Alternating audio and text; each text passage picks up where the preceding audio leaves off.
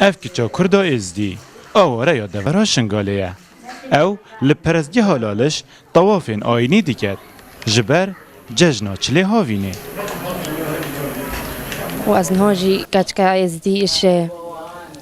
دوراشن غالبا هول کمپا ایسیانا ام هاتنا وغا روجي ام هر سال الروجي هاتن بس با مخابن ايسال ام هر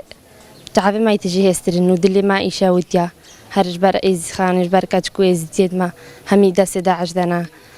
كاتكو جني ما همي دس دا عجدنا تجارة حتى او نفقرن هر فرماني ما هارودين حتى كاتكو جني ما دستو عندنا هر فرمانتين شمارة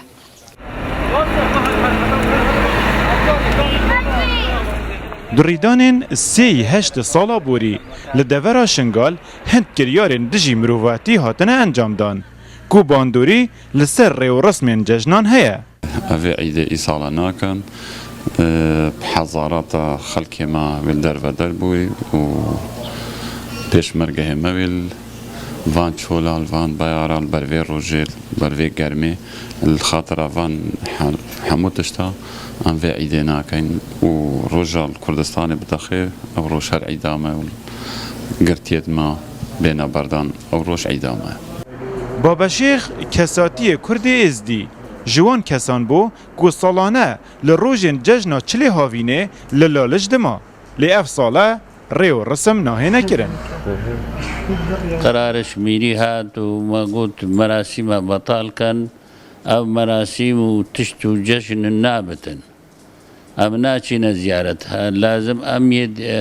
دینی و ید ریبار و کوچک و شکستی و ام دویجینه ام لازم چوباینا ویه واره چوباینا زیارت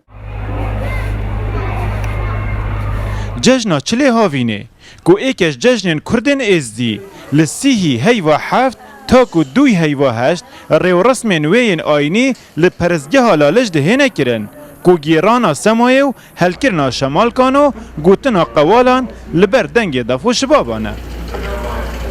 سالانه الروجن دو ماهیا چلی هاوینه ریو رسمین ججنا چلی لپرزگه حلالش هات نپریوه برن